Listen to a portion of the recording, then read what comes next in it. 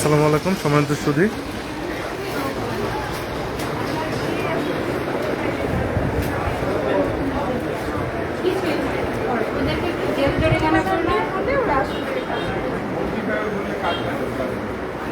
এই সম্মানিত সুধী, আমরা জাতীয় ভোক্তা অধিকার সংরক্ষণ অধিদপ্তর এবং জেলা প্রশাসন মানিকগঞ্জ এই মুহূর্তে আমরা আছি যে অবৈধ ক্লিনিকগুলো সেগুলোতে আমরা অভিযান চালাচ্ছি যৌথভাবে শ্রদ্ধেয় জেলা প্রশাসক মহোদয়ের নির্দেশনায়। তো আমরা একটু আপনাদেরকে দেখানোর চেষ্টা করছি যে আসলে কি মানে একটা তাদের যে ক্লিনিক তারা এখানে আসলে কি জিনিসগুলো মেনটেন করছে, কতটা হাইজিন মেনটেন করছে। তারা তাদের যে অপারেশন থিয়েটার, আমরা একটু শুরুতেই সেখানে যেতে চাই। এটা একটু খুলুন তো।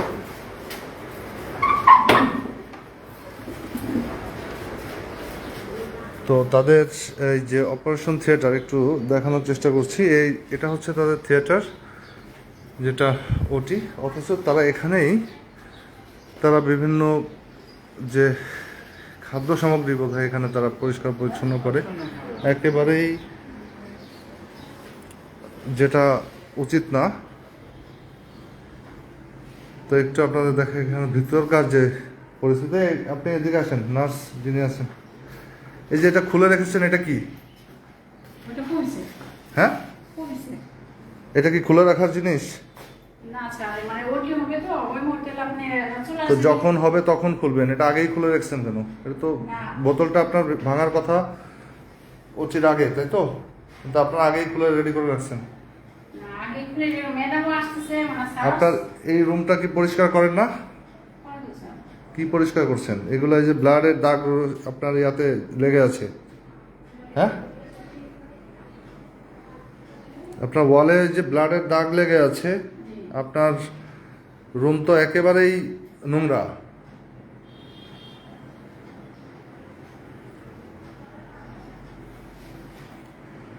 শুধু আমরা আসলে এখানে এসে যেটা পেয়েছি সেটা হচ্ছে যে তাদের এখানে একজন ডিউটি ডাক্তার থাকার কথা, যেটা 24 আওয়ার্স ডাক্তার থাকার কথা, কিন্তু আমরা তাদের এখানে কিন্তু কোনো কর্তব্যরত ডাক্তার এখানে আমরা পাইনি। তার এখানে অনেক পেশেন্ট ভর্তি আছে।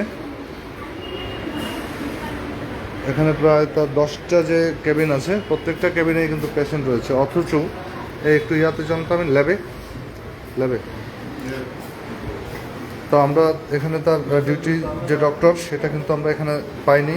তার এখানে নার্স যে কয়জন থাকার কথা রোগীর তুলনায়, কিন্তু আমরা সেটাও পাইনি।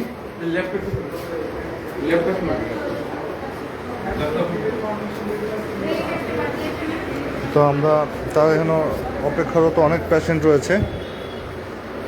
তো আমরা একটু দেখান পাবেন ডাক্তার ভাইকে। তো এখানে প্রচুর রোগী রয়েছে, অথচ তাদের এখানে যে পরিমাণ ডাক্তার এবং যে পরিমাণ নার্স থাকার কথা, তো আমরা কিন্তু সেটা এখানে পাইনি। তো আমরা একটু যাচ্ছি তার যে ল্যাব, যেখানে আসলে বিভিন্ন পরীক্ষা নিরীক্ষা করে থাকে। তো আমরা একটু দেখছি যে তাদের ল্যাবের যে আমাদের সাথে আজকে উপস্থিত আছেন আমাদের অভিযানে সিভিল সার্জন অফিসের প্রতিনিধি ভাই, আপনার নামটা একটু আমরা আপনাকে একটু রাখি। তো আমরা আসলে দেখছি একবারে কম্বাইন্ডলি জেলা প্রশাসন, জাতীয় ভোক্তা অধিকার সংরক্ষণ অধিদপ্তর এবং সিভিল সার্জন অফিস। তো আমরা একটু দেখছি যে তারা যে টেস্টগুলো করে, তো সেখানে তার যে রিয়েজেন্টগুলো ইউজ হয়, তো আমরা এখানে যেটা পেয়েছি একটু আপনাদের দেখাই যে আসলে জুন মাসের 21 তারিখ শেষ। একটু দেখুন যে জুন 2021 সালে এটার মেয়াদ শেষ হয়ে গিয়েছে, অথচ সেই রিয়েজেন্ট দিয়ে তারা এখানে যে পরীক্ষাগুলো করছে, যেটার ফলাফল আসলে সঠিক আসার সম্ভাবনা নাই। আপনি তো এখানকার লোক, স্টাফ, তো এই যে মেয়াদ উত্তীর্ণ রিয়েজেন্ট দিয়ে কেন আপনারা ইয়া করতেছেন, টেস্ট করতেছেন বলেন? হ্যাঁ, ল্যাবের কাজ হয় না তো ল্যাব রাখছেন কেন?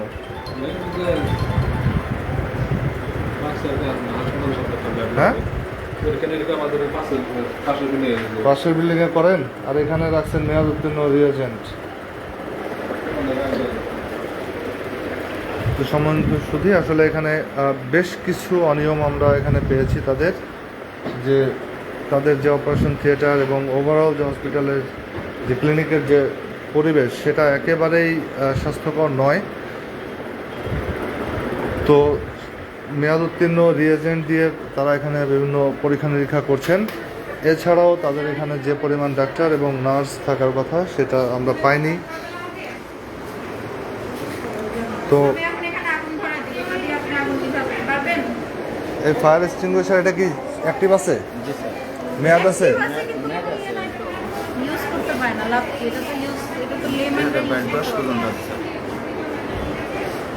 10 আপনি ইউজ করতে পারেন? টেকনিশিয়ান আপনি এখানকার? দেখে এটা ইউজ করেন তো। কেউ জানেন না?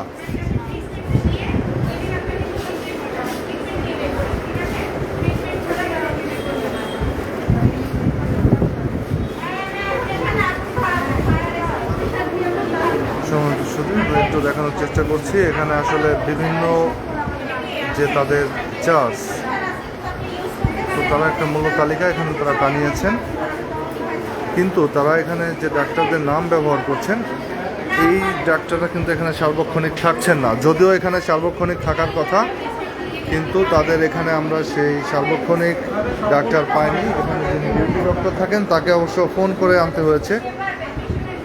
আপনাদের নার্স আছেন কয়জন এখানে? রোস্টার করে কয়জন থাকেন? 2 জন।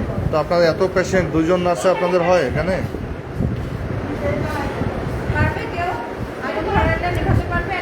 তো আসলে এখানে তাদের যে সেফটি মেজার্স রয়েছে তো তারা কিন্তু এটা ইউজ করতে জানেন না।